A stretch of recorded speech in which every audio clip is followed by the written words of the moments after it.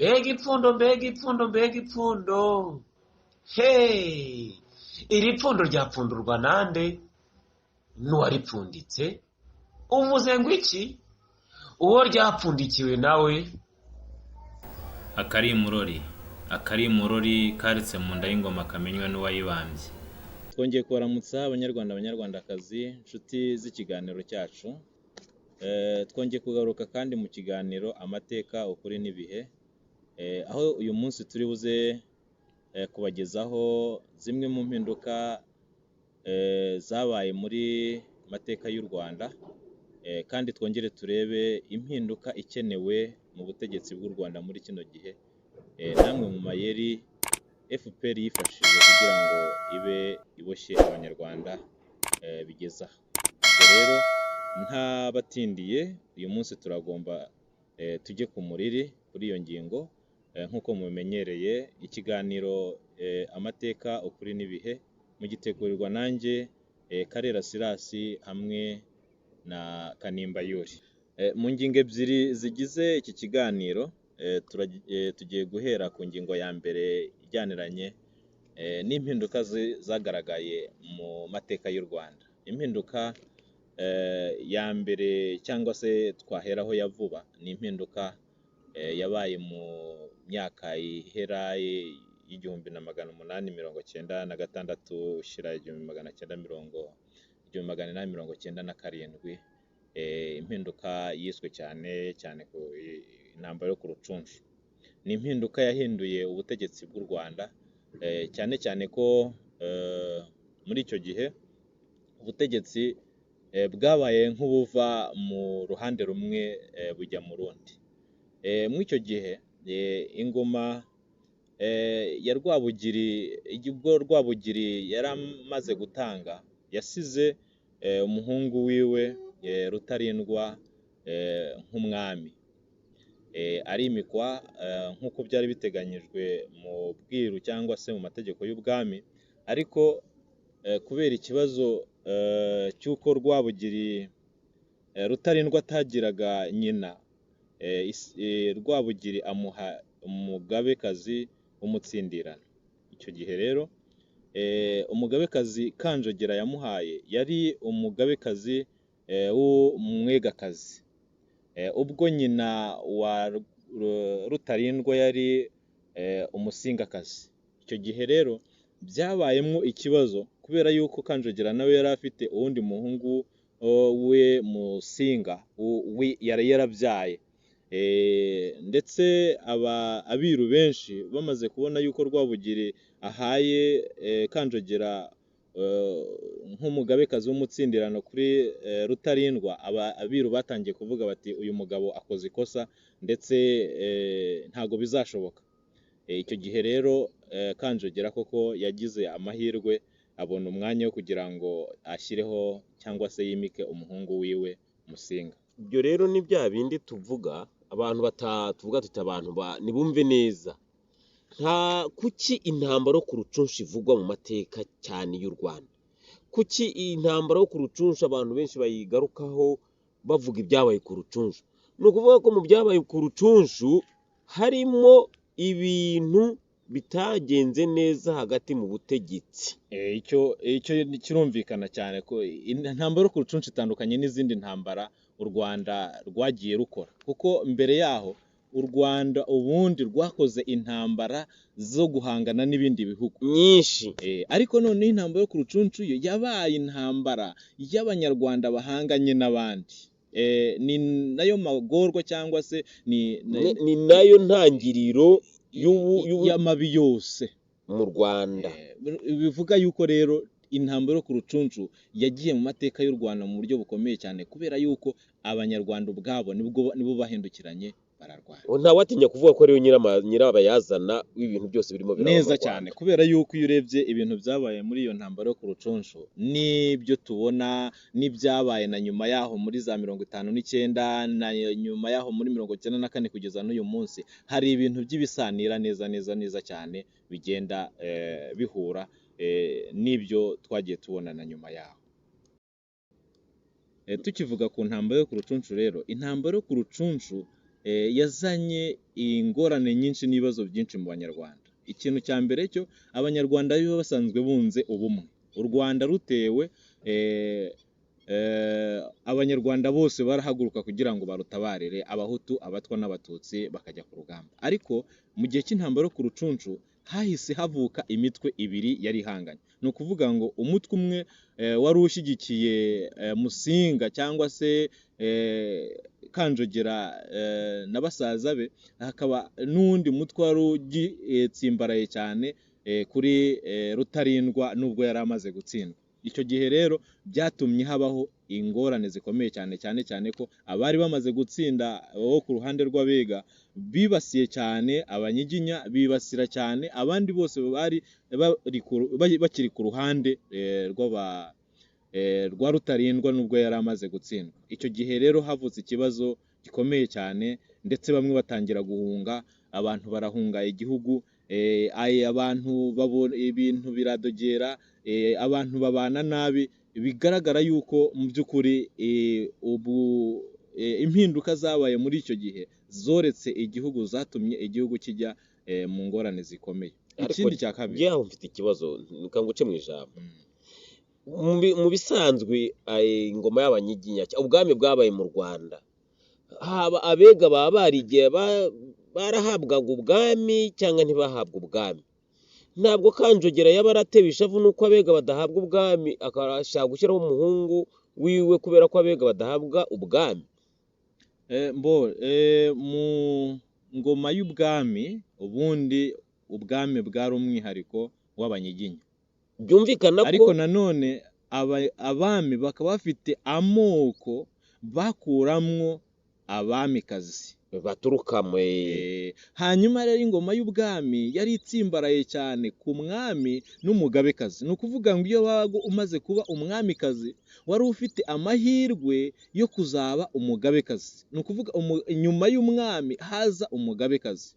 Icyo gihe rero ni ukuvuga ngo bwa bwoko bwakurwamwo abamikazi, ni ukuvuga ngo nabo babaga bari nk'aho ari bo baza ari ibisongerezi cyangwa se begereye ubwami cyane. Icyo rero nicyo cyatumye mu by'ukuri abantu benshi bavuga bati mu gihe cy'intambara yo ku rucunshu, ubwo Kanjogera yahirika Rutarindwa kubera yuko Rutarindwa nyina we yari umusingakazi, ariko cyane cyane ko tutagiye mu mateka maremare cyane, ubundi Abasinga icyo gihe bari bamaze gukurwa ku rutonde rw'ubwoko rushobora gukurwamo abamikazi, kubera yuko Rwabugiri yari amaze kwica umuco, yari yamaze kwica nyina wa Rutarindwa wari umusingakazi, bituma kubera ikosa yari yakoze nanone ryari ryatumye Rwabugiri yica nyina we.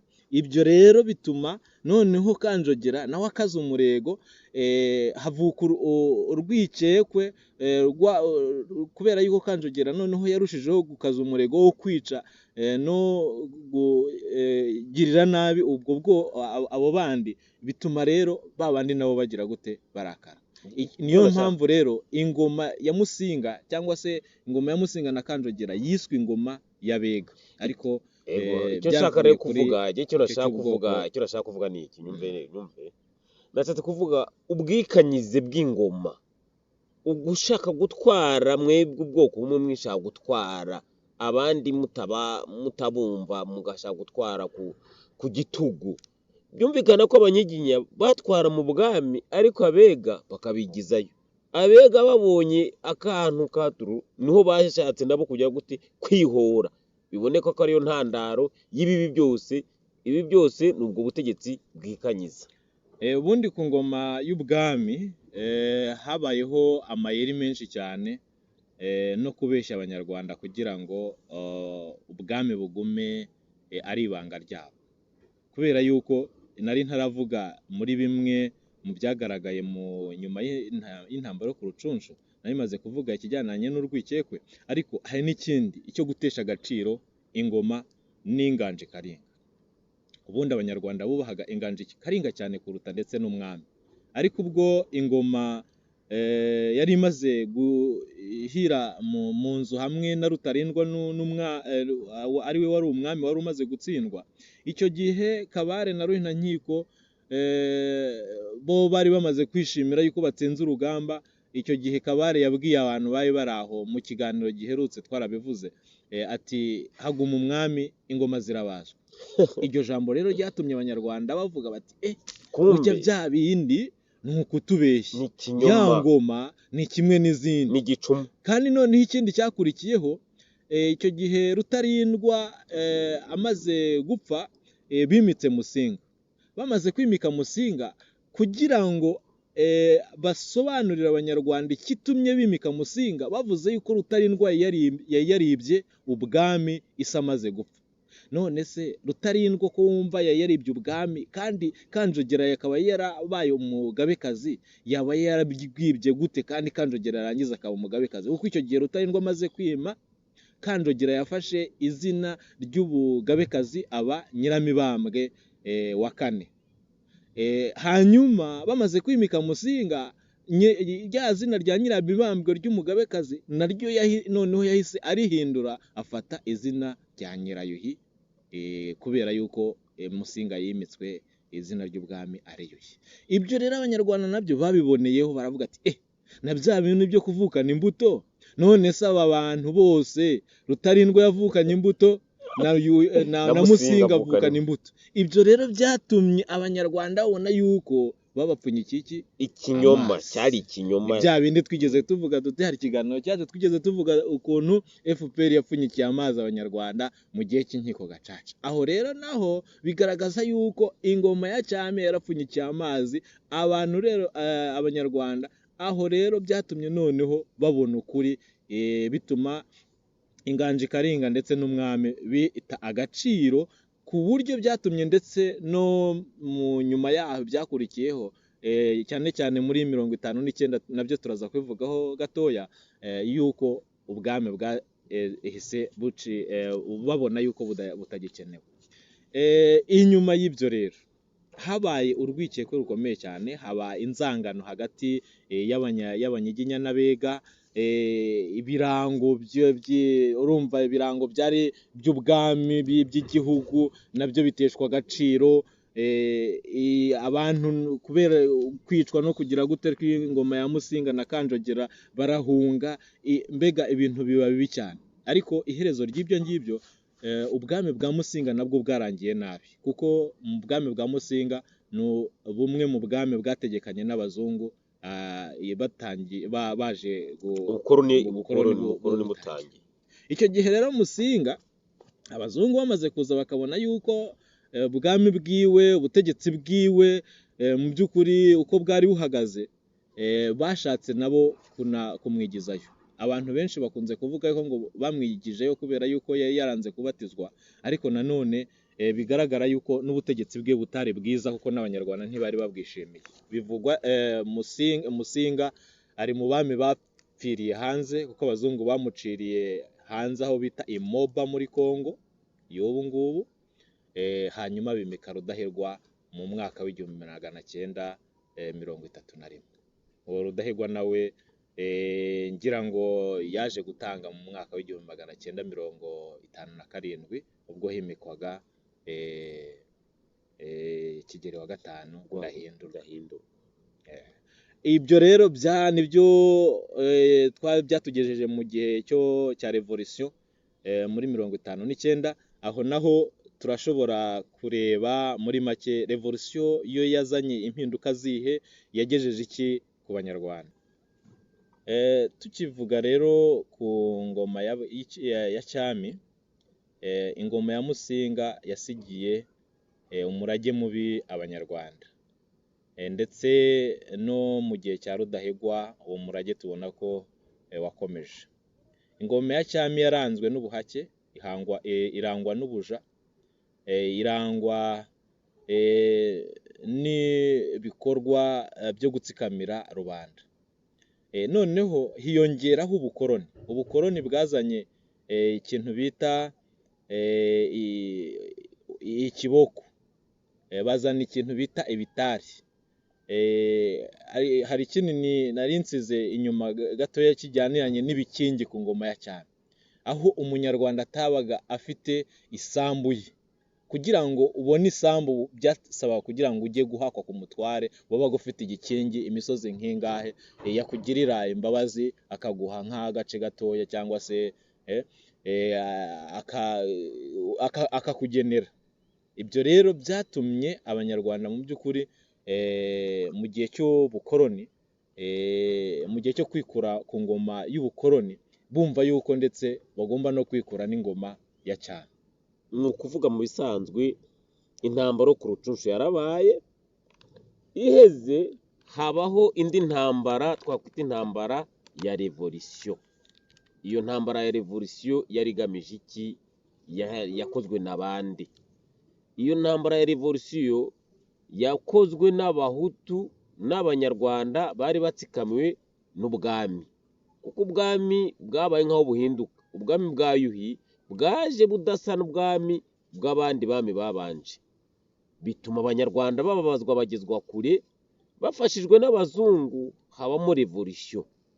Ikintu umuntu yobaza rero abantu ni kimwe: revolisiyo yabaye iy'abahutu cyangwa revolisiyo yabaye iy'abanyarwanda?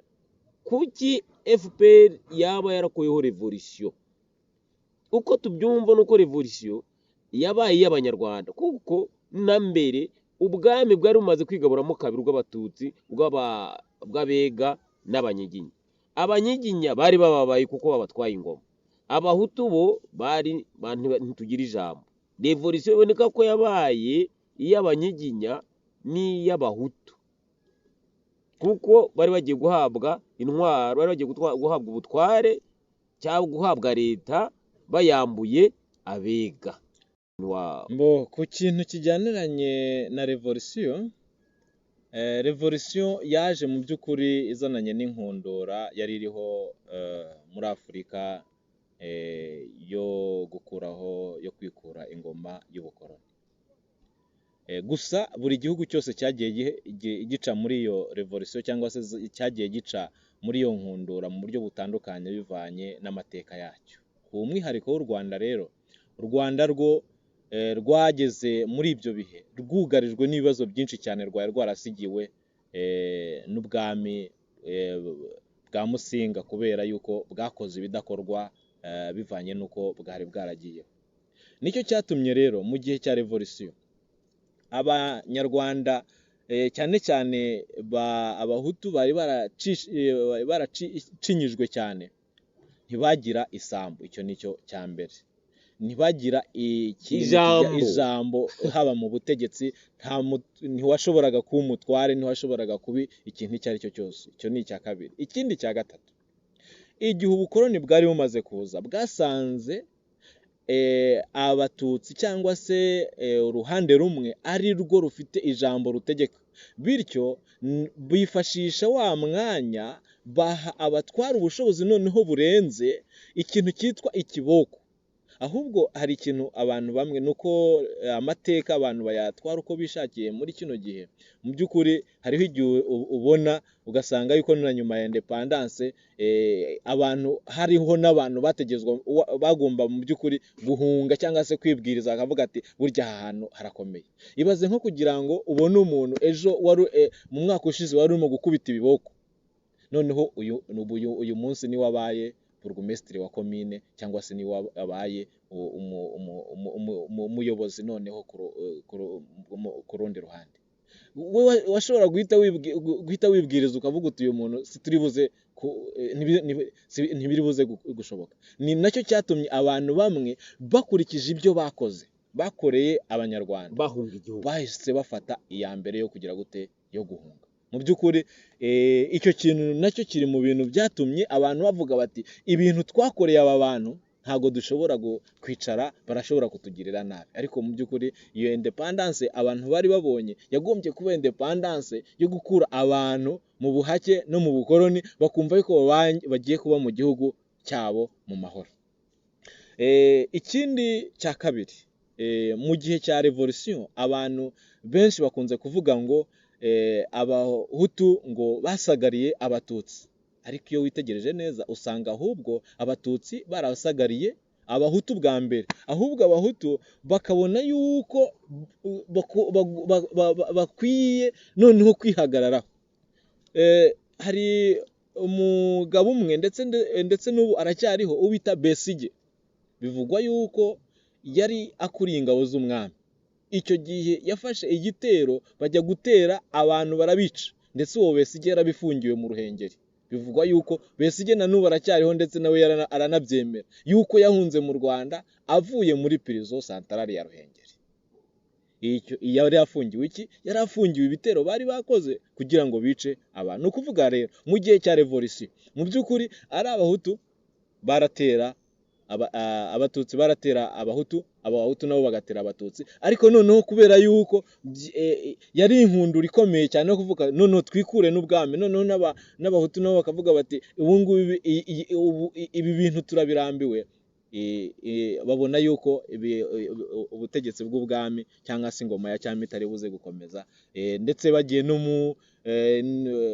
muri demokarasi habaye amatora atsinda ku ruhande rwari rwegamiye abahutu. Icyo gihe rero bituma noneho impinduka yo ku rucunshu yashimishije bamwe, ibabaza abandi. Abanyarwanda barahakomerekera, igikomere cy'urwango hagati y'amoko mu banyarwanda barebana y'ingwe. Impinduka yo 59 ya revolution yatumye bamwe mu banyarwanda bahunga igihugu, abandi batwikirwa amazu, abandi baricwa. Abanyarwanda basubira mu rudubi, abandi nabo barimo kubyina independence intsinzi. Impinduka 1994 yoyo yaje ari gahebuza, amaraso y'abanyarwanda araseseka, kugeza n'uyu munsi aracyaseseka. Bamwe bishimira intsinzi yuko igihugu ari icyabo, babyina intsinzi ko igihugu ari icyabo, mugabo babyina intsinzi hejuru y'imirambo y'abanyarwanda, bakirengagiza yuko hari n'abandi noneho bari hanze nabo bari mu marira, aho icyo gihugu ari icyabo. Ahubwo bagerekaho yuko abantu bari hanze bobo atari abantu, ahubwo bategezwe kubagira amafumbire y'amashyamba ya Kongo zari impunzi. Bibagirwa ko bo Habyarimana ategeza avuga ati izo mpunzi nimuzigira ifumbire yo muri Uganda cyangwa mu murenge muri, ubwo yahora abashakira umubana, avuga ati abashobora kwiga bige, abashobora gushaka ubwene gihugu nabo babone ubwo bwene gihugu. Ubu rero igikenewe ni iki Abanyarwanda, Abanyarwandakazi? Hakenewe impinduka umunyarwanda wese yibonamo, akagira amahoro mu mutima, akarya akaryama, nta kiboko kimuri hejuru, nta gikingi, nta kumutwara utwiwe, nta kumusenyera ngo ari muri banyahe ngo kubera ari umukene. Hari umuntu umwe yantangaje wo muri FPR yantangaje. Umugore umwe yahafashe ijambo, sinzi megarime umujyi wa Kigali, sinzi ndamwibuka, aravuga ngo abakene mu mujyi wa Kigali ni umwanda mukuru, ni umwanda. Ngiyi iyo mpinduka yo 1994 ya FPR. Ukuvuga ni igihugu kitabamwe abakene rero. Yego, abo bakene ni umwanda. Ibyo rero bisa neza cyane na kwa kundi abantu kera banena abandi, kuba utagira inka cyangwa se udafite icyo gikingi, bakakubona yuko uri umuntu w'umugabo udashobora kwifashisha igicuma cy'urwagwa. Urazi ko kera akagwa ariko kahoza abagabo, umuntu w'umugabo akamufasha igicuma bakamuha umukenke bakamuha nasome. Ahubwo Banyarwanda, Banyarwandakazi, akabi burya turimo turaseka ariko ntibisekeje. Mufate ibyiciro babashyiramo, badushyiramo, mubigereranye no ku ngoma y'ubwami, abajakazi. Ubu hariho abahanya, umuhanya. Dusabye ko Abanyarwanda dusigurira ijambo umuhanya. Wowe wabuze ijambo umuhanya icyo bisigura? Sinzi Ikinyarwanda cyane, ariko byonyine ko kwita umuhanya ni igitutsi. Aho Abanyarwanda bamwe burya hari n'ahantu umuhutu adakandagira mu Rwanda.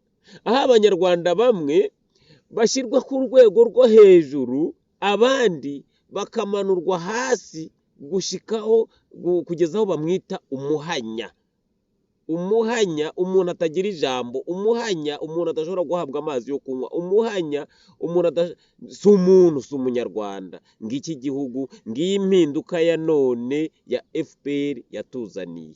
Ngiyi impinduka ishegesha abanyarwanda, ishesha amaraso, isumba izindi mpinduka zose. Abanyarwanda duharanire kugira ngo turabe ko twakuraho iyo ngoma, duharanire impinduka yashimisha buri munyarwanda. Twibutse abakurikirana ibiganiro byacu yuko iki ni ikiganiro amateka, ukuri n'ibihe. Turi kuvuga ku amwe mu mahinduka yagiye agaragara mu Rwanda cyangwa se mu mateka y'u Rwanda.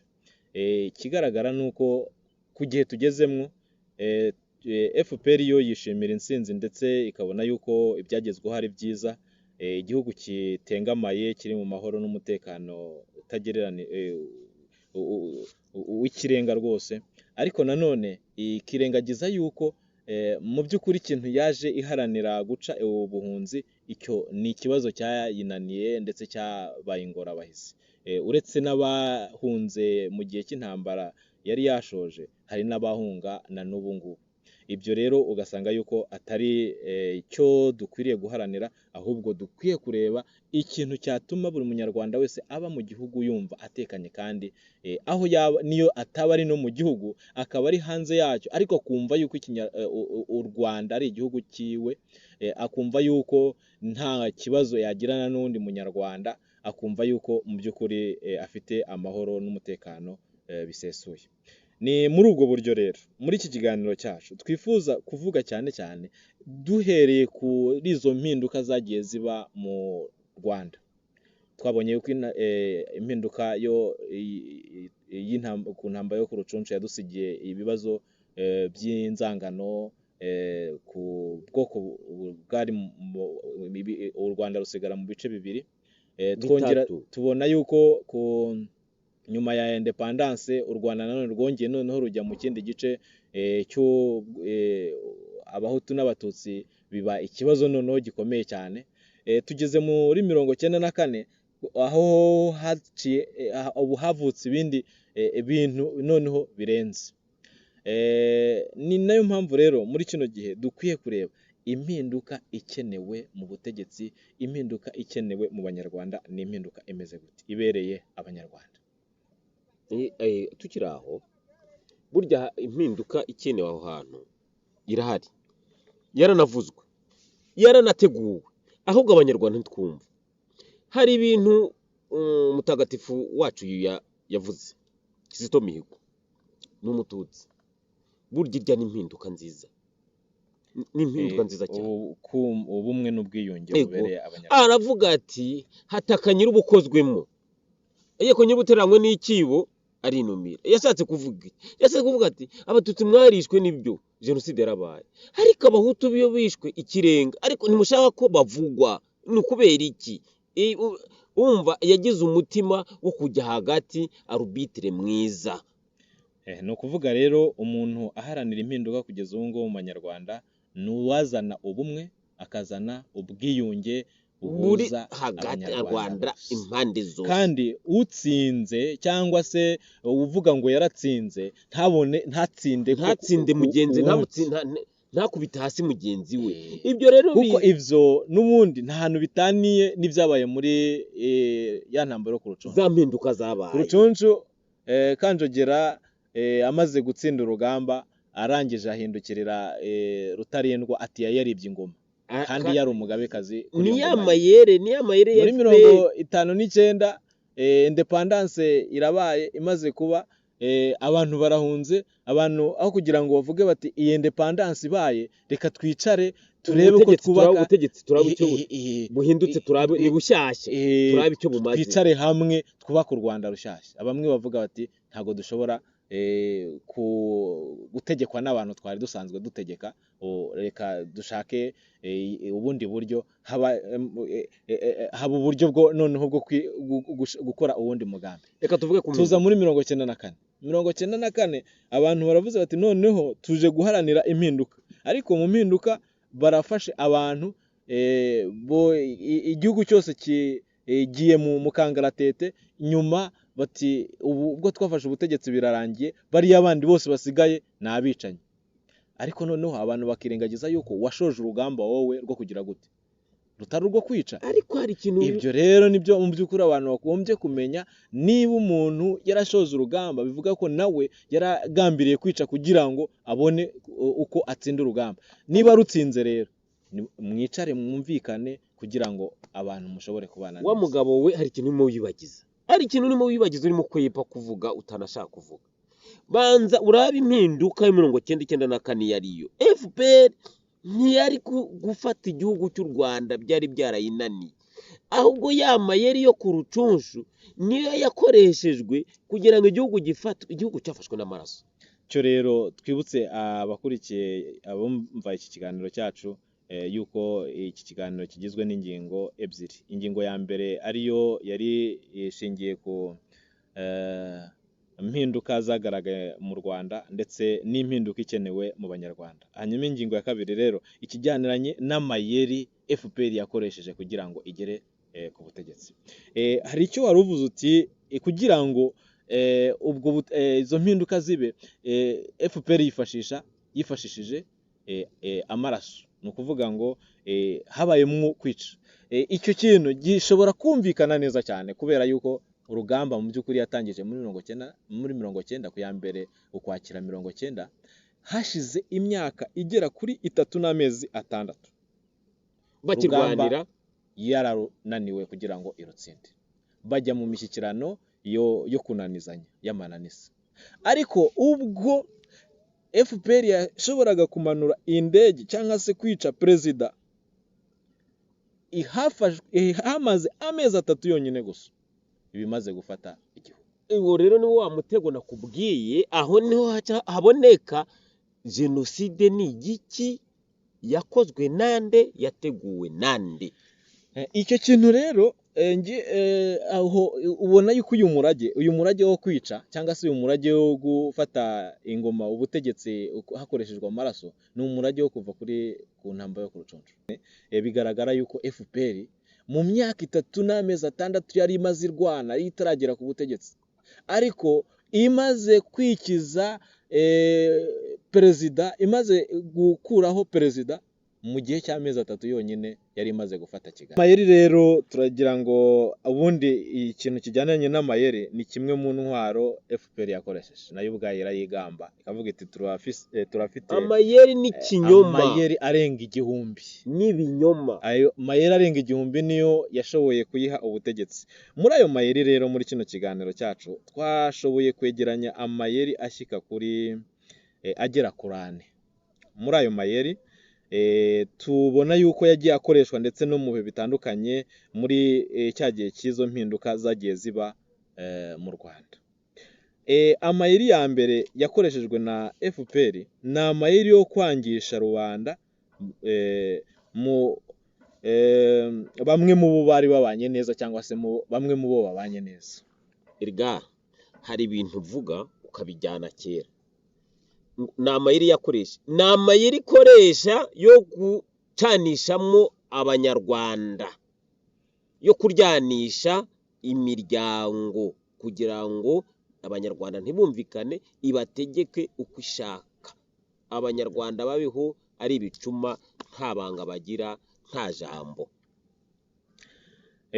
Iki ni ikintu impamvu nabivuze uko nuko ari amayeri yakoreshejwe mu bihe bitandukanye.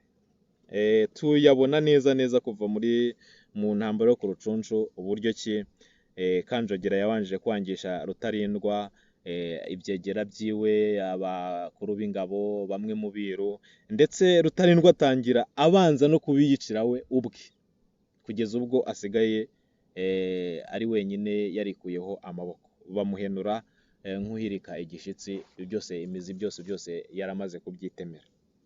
Ibyo byaragaragaye mu gihe cy'impinduka ya 59, aho umutware twigeze kuvuga kuri Mbonye umutwe, aho yakubitiwe ngo urushyi Bukomero, mu by'ukuri icyo gihe bavuga yuko ari umutware yari yamubeshye ngo hari inama kuri teritwari ariko idahari. Ibyo byari amayeri yo gucenga kubera iki yari yamubeshye, kandi yarangiza aho yamwohereje agasanga akagwa mu mutego. Ibyo rero ni ibintu byagiye bikoreshwa iminsi mu buryo butandukanye. Iyo tugeze rero noneho muri 94, muri 94 tuhasanga noneho uburyo byakoreshejwe mu buryo bukomeye cyane.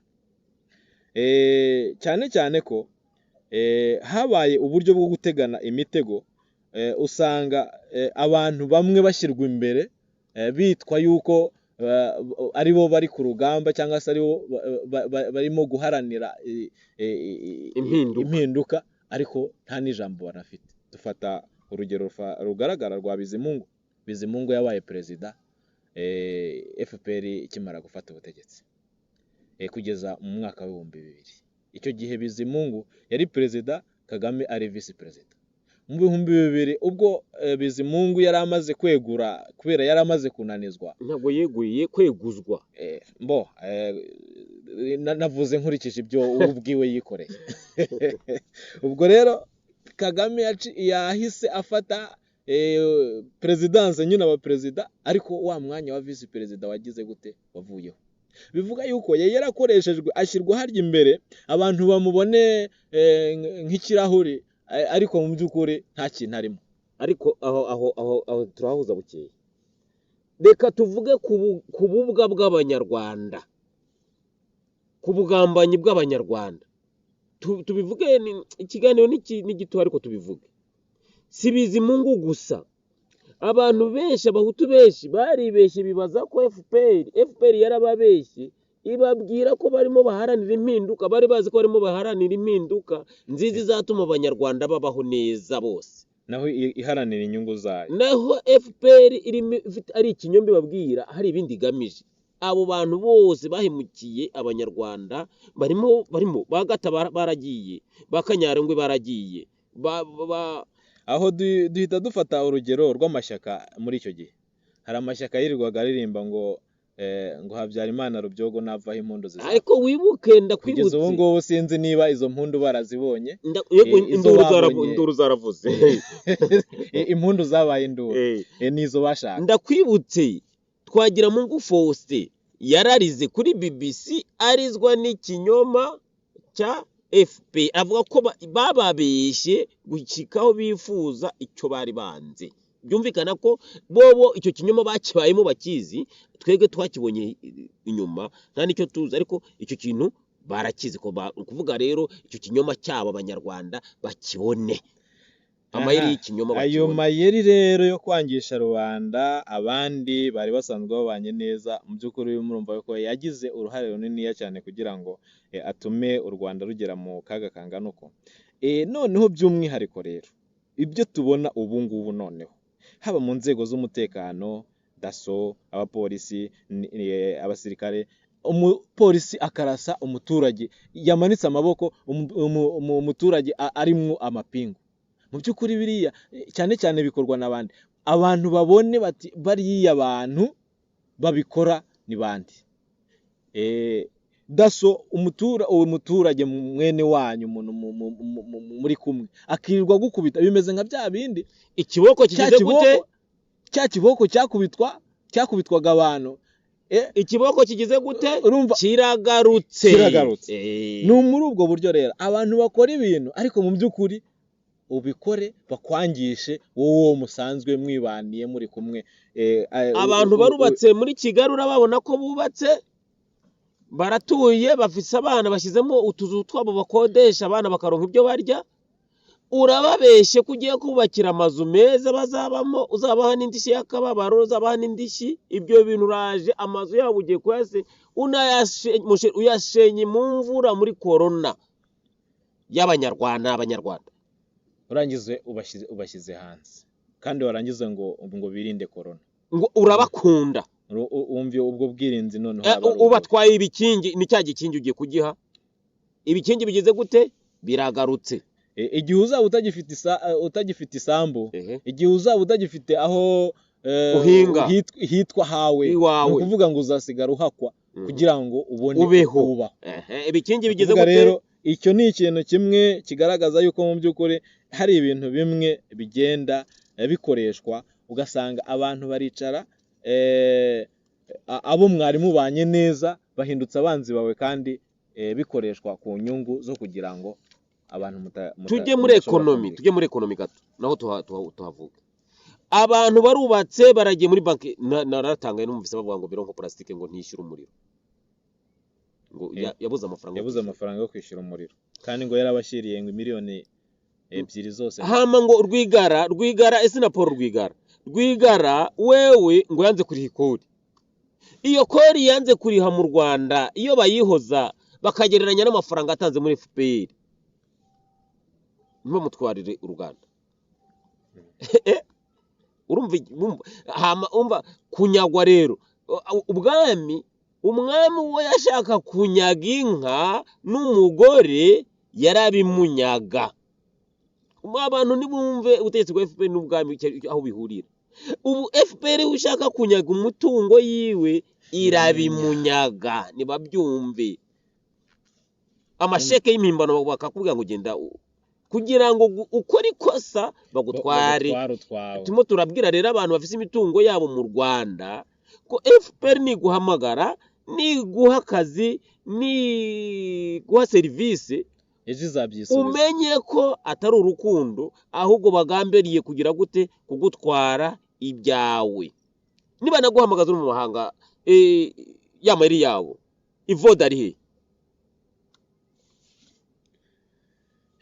ivoda ari abantu muri hanze nimutubwira ivoda ari mwahora mwumva kuri BBC, mwahora mwumva arimo aravoda ari Kigali.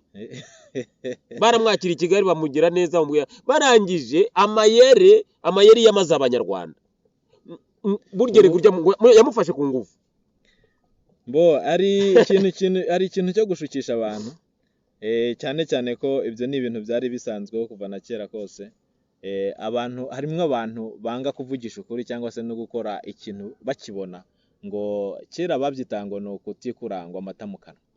Ndibuka ku ntambaro ku rucuncu icyatumye Rutarindwa atsindwa, ngo hari ingabo z'abadaha zitwaga abadatsindwa ngo bari baje gutabara Rutarindwa, ariko ingorane bakigera ku rucuncu ngo bahise bakubitana na Kabare, ngo bakabara bemeza yuko ari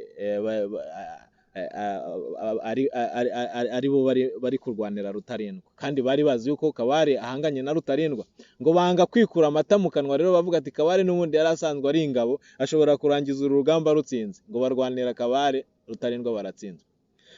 Nuko n'abantu muri kino gihe bameze rero, arabona yuko ahantu hari ibyarimwo, bamubwira ati ingwino hano i Kigali.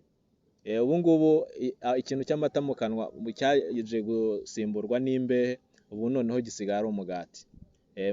Mu minsi yashize mu minsi yashize bavuga ngo n'imbehe, ngo bamuhaye imbehe cyangwa se ngo yubikiwe imbehe, ubu noneho ni umugati. Iyo baguhaye umugati biba birangiye, ntumenye uruhande urwanamwe urwo ari rwo. Ariko abo banyarwanda b'ibihemu icyo kintu kivuge, bamenye ko abanyarwanda twiteguye kubavuga, gukora urutonde rwabo tukarutangaza ku maradiyo yose, abanyarwanda bagenda bahemuka. Iyo rero ayo ni amayeri ya kabiri inkotanyi zifashisha, cyane amayeri ashingiye kwifashisha abanyarwanda bamwe na bamwe, abantu bamwe na bamwe, ndetse n'abatari n'abanyarwanda n'abanyamahanga irabifashisha kugira ngo igere ku mugambi wayo. Yifashisha mu buryo butandukanye. Hari abo yifashisha kugira ngo bagende bareme imitwe y'iterabwoba, hanyuma baze babyegeke kundi mutwe w'iterabwoba. Muri Kongo M23 harimo abo bifashisha kugira ngo bagende bakore amashyaka hanze ndetse no mu gihugu hagati. Ibyo rero kugira ngo bakore amakosa, hanyuma bavuge bati aya makosa ni ya bandi bavuga ngo barashaka impinduka, ariko dore iza mpinduka bashaka neza amakosa. Ubwo bukangurambaga reka tubukorera abantu bose bari hanze.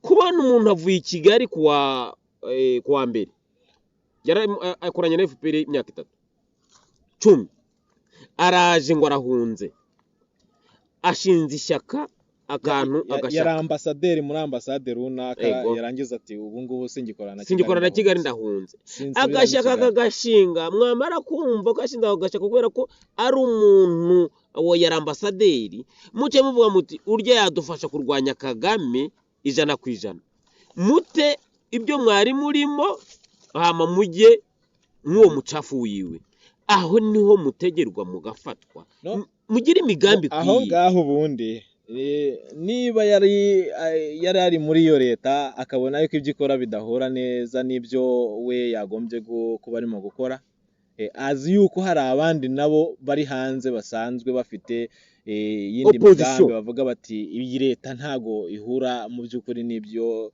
abanyarwanda bakeneye. Kubera iki ataza asanga ba bandi abadodo akaza agakora akogashaka ko kuri internet ubundi akana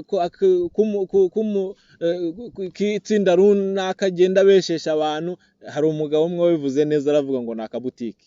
Izo butike rero nyinshi zikoreshwa muri ubwo buryo bwo FPR yifashisha kugira ngo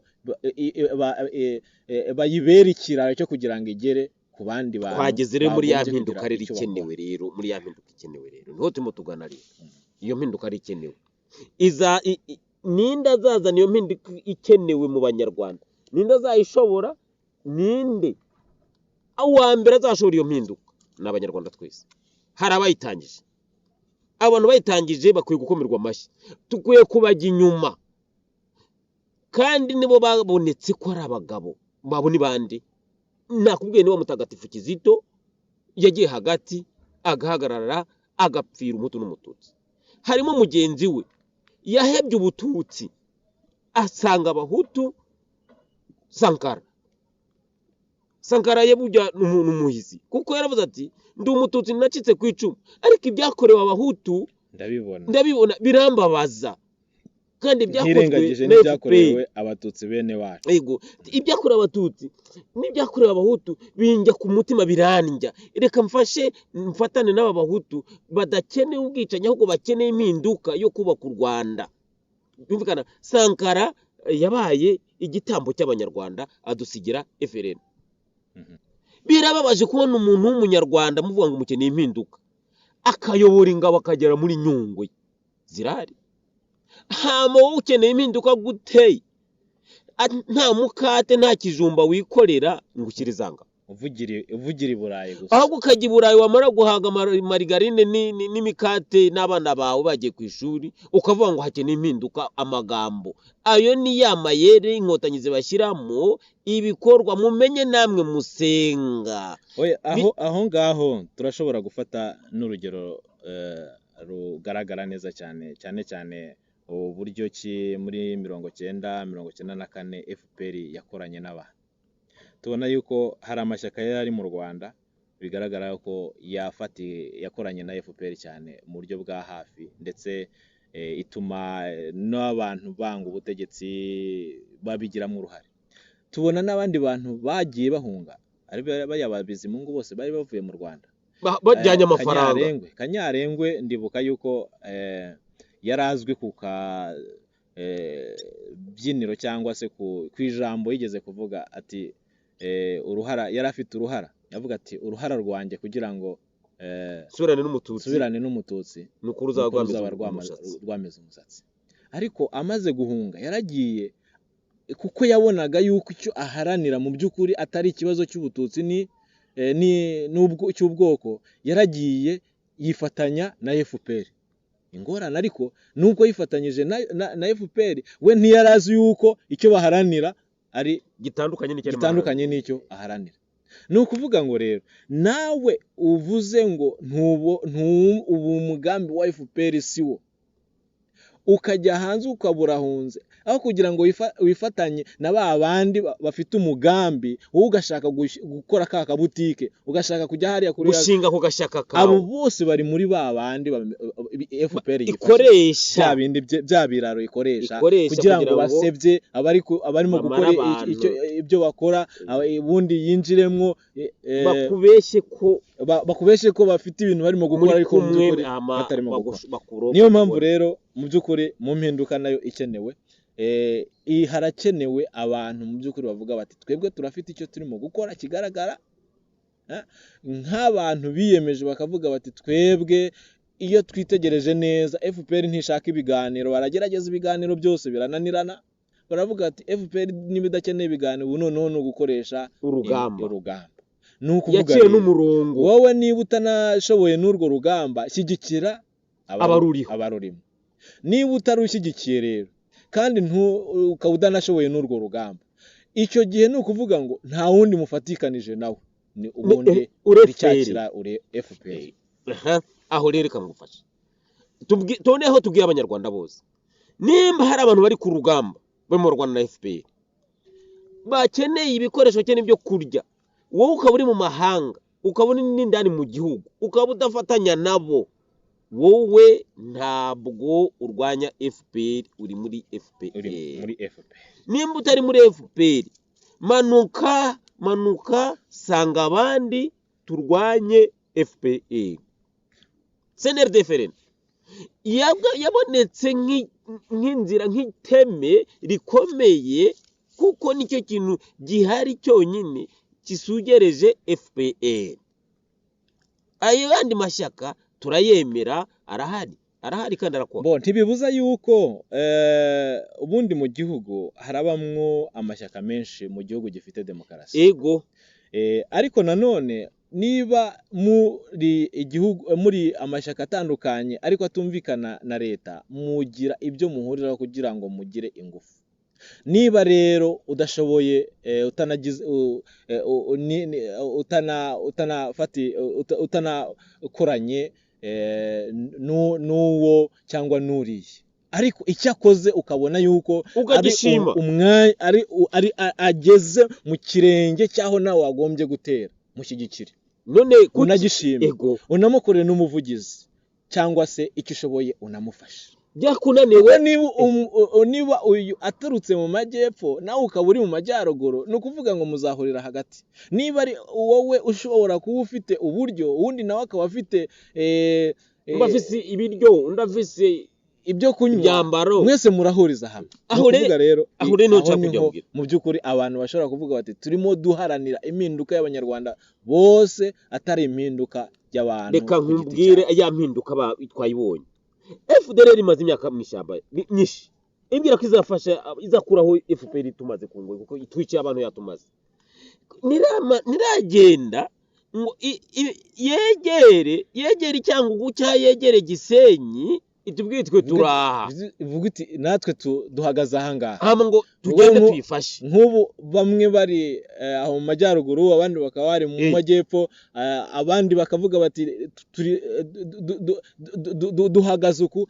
Arenise turayishima, irakora ibikoringa, ariko ntiraca mu Bugande ngo igende ice mu Rugano ngo igende ikureho idufashe. Nimba ifreni ibonetse, ikabibonetse iri ku rugamba, iri kuri tarayeri, mw'abanyarwanda abanyarwandakazi, ni igiki gituma mutamanuka ngo muze tuyifashe? Nimumanuke, muvaho mu makamba aho muryamye, muve mu izo matera muryamyeho iburaya, muyifashe dukure ngo ya FPR imaze abanyarwanda. Kiri kuri iyo ngingo, turashaka kugira ngo tugere no ku kindi kintu rimwe na rimwe gituma FPR, ayandi mayeri FPR igenda ikoresha kugira ngo ice abantu intege.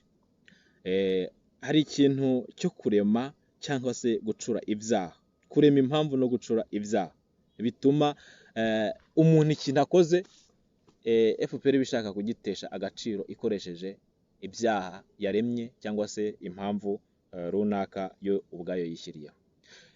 Ibyo bigenda bigaragara cyane cyane muri babandi bagenda bavuga ngo bitandukanije na FPR cyangwa se ngo bafite ibintu barimo gukora, ariko rimwe na rimwe ugasanga ari amasatelite cyangwa se ari intumwa, ari abagaragiye FPR. Icyo gihe rero ibakoresha mu gucura ibyaha, rimwe na rimwe babandi bakaza bakinjira mu bandi bagakora ibyaha, bya byaha bikitirirwa rusange.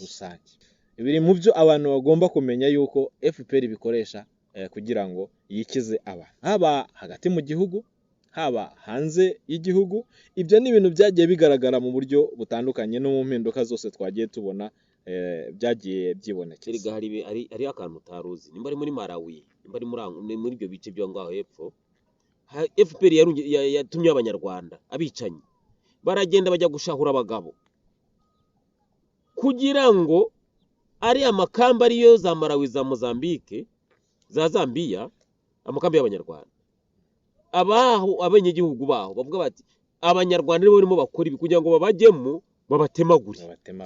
Urumva amayeri abanyarwanda badakanguka ngo babone amayeri FPR ikoresha, ntabyo gukanguka, ahubwo nibaze dufata umuheto dusange FPR itwereka inzira, yaciye inzira, wa murongo warawurenze, nako tuwurenge dutahe. Abanyarwanda bose bagomba kubimenya, cyane cyane ko hari abantu nk'ubu ngubu icyaha cyitwa ikintu cyitwa interahamwe.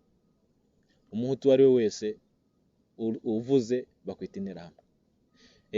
Umututsi nawe iyo avuze babasinga ni ikigarasha. Ibyo bigarasha nibyo nterahamwe ibyo mu by'ukuri ni uburyo bwo gucura ibyaha bisa neza n'ibyagaragaye mu gihe cy'intambara yo ku Rucunshu. Umuntu rutarindwa bamureze yuko ngo yibye ingoma kandi yarimye byemewe n'amategeko. Hanyuma ukabona bati abantu bo muri FDR zijya n'interahamwe, rimwe na rimwe ugasanga n'interahamwe uwo muntu ntigeze ananazibona. None interahamwe ko zabayeho muri ya myaka ya 1990 na kangahe, abenshi bari bafite mu myaka 20 ndetse na 30, harimo n'abamaze gupfa ubu ngubu. Ugasanga abantu abasore bo muri FRN n'inkumi bati bariya n'interahamwe, muri FDR bati bariya n'interahamwe, muri RNC bati bariya ni ibigarasha. Ibyo bintu rero byo kuremera abantu ibyaha mu by'ukuri kugira ngo abantu bumve yuko nta gaciro bafite, abantu ntibari ku murongo, ibyo neza bigaragaza ni bya bindi by'intambara yo ku Rucunshu. Ibyo rero mu by'ukuri abanyarwanda nabyo tugomba kubimenya. Niba hari aho ubonye yuko umuntu afite aho ahagaze kugira ngo aharanire impinduka, ibintu bihinduke, wimurebera muri ya ndorerwamo yo gucura ibyaha, wimurebera muri ya ndorerwamo y'ibyaha mpimbano n'impamvu zitabaho, ahubwo wowe menya icyo umurongo uhagazeho uwo ari wo, n'impinduka ukeneye iyo ari. Hanyuma ikindi nanone abantu nabo iyi mpinduka duharanira ngira ngo irumvikana neza, keneye impinduka itandukanye niyo ku Rucunshu, keneye impinduka itandukanye niyo muri 59 cyangwa se iyo FPR yatuzaniye muri 94.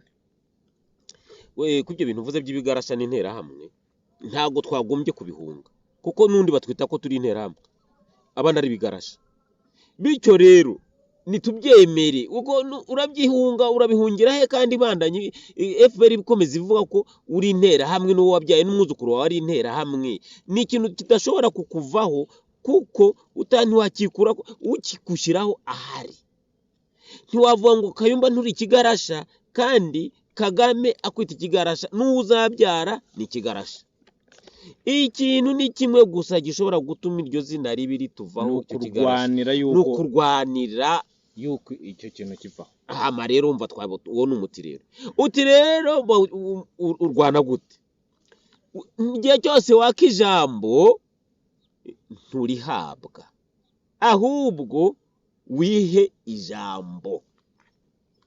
Nta gituma, nta mpamvu nimwe abanyarwanda tugomeza kwaka ijambo mu Rwanda. U Rwanda n'u Rwanda, n'urwa FPR, n'urw'abanyarwanda. Twihe ijambo. Mu kwiha ijambo inzira nimwe nsubiremo yarabonetse. Hari waduhaye ijambo, wahaye ijambo ibigarasha, agaha ijambo izo nterahamwe, agaha ijambo abacitse ku icumu ni FRN. Yaduhaye akajambo, twe ko yaduhaye akajambo. Twuririre kuri ako kajambo, twihe ijambo.